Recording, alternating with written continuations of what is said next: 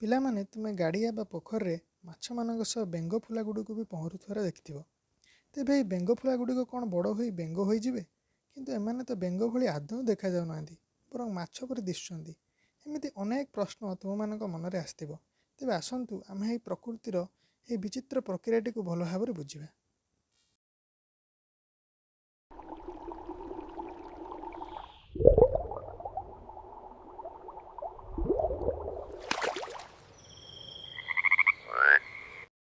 ବେଙ୍ଗ ଏକ ଉଭୟଚର ପ୍ରାଣୀ ହୋଇଥିବାରୁ ଏହାର ଉଭୟ ଜଳୀୟ ଓ ସ୍ଥଳ ପରିବେଶ ସହିତ ଖାପ ଖୁଆଇ ବଞ୍ଚିବାର କ୍ଷମତା ଥାଏ। ତେଣୁ ପ୍ରକୃତିର ଏହି ବିଚିତ୍ର ପ୍ରକ୍ରିୟା ରୂପାନ୍ତରଣ ବା ମେଟାମର୍ଫୋସିସ୍ ମାଧ୍ୟମରେ ବେଙ୍ଗଟି ଏହି କ୍ଷମତାକୁ ହାସଲ କରିଥାଏ। ବୟସ୍କ ମାଇ ବେଙ୍ଗଟିଏ ପାଣିରେ ଅନେକ ଅଣ୍ଡା ଦିଏ। ଅଣ୍ଡାଗୁଡ଼ିକ ଜେଲି ଭଳି ପଦାର୍ଥରେ ଆବୃତ ରହିଥାଏ। ଅଣ୍ଡାରୁ ଭ୍ରୂଣର ବିକାଶ ହୁଏ ଓ ଏହା ଶୁକକ ବା ଟ୍ୟାଡପୋଲରେ ପରିଣତ ହୋଇଥାଏ। ଏହି ଟ୍ୟାଡପୋଲରେ ଥିବା ଗିଲ୍ସ ଦ୍ୱାରା ଏହା ଶ୍ୱାସକ୍ରିୟା କରିଥାଏ।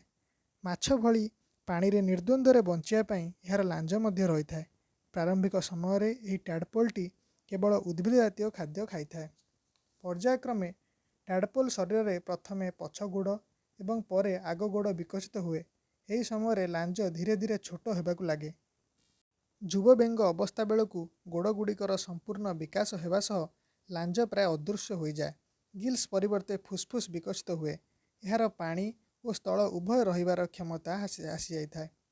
ପରିଶେଷରେ ଯୁବ ବେଙ୍ଗଟି ଏକ ସମ୍ପୂର୍ଣ୍ଣ ବୟସ୍କ ବେଙ୍ଗରେ ପରିଣତ ହେଲା ବେଳକୁ ଏହାର ଫୁସ୍ଫୁସ୍ ଓ ଚର୍ମ ଦ୍ୱାରା ଶ୍ୱାସକ୍ରିୟା ନେବାର କ୍ଷମତା ଓ କୀଟ ପତଙ୍ଗ ଭଳି ଛୋଟ ଛୋଟ ପ୍ରାଣୀମାନଙ୍କୁ ଖାଇବାର କ୍ଷମତା ଆସିଯାଇଥାଏ। ଏହି ସମସ୍ତ ପ୍ରକ୍ରିୟାକୁ ଥାଇରକ୍ସିନ୍ ନାମକ ଏକ ହର୍ମୋନ୍ ନିୟନ୍ତ୍ରିତ କରିଥାଏ। ଏବେ ବୁଝିପାରିଲେ ତ ପିଲାମାନେ? ଯଦି ବୁଝିପାରିଛନ୍ତି ତେବେ ବେଙ୍ଗ ଭଳି ଆଉ କେଉଁ ଜୀବ ରୂପାନ୍ତରଣ କ୍ଷମତାକୁ ହାସଲ କରିଛନ୍ତି ତାହା କମେଣ୍ଟ ମାଧ୍ୟମରେ ଜଣାଇବେ। ଯଦି ଭିଡ଼ିଓଟି ଭଲ ଲାଗିଥାଏ ତାହେଲେ ସବସ୍କ୍ରାଇବ୍ କରିବେ। ଧନ୍ୟବାଦ।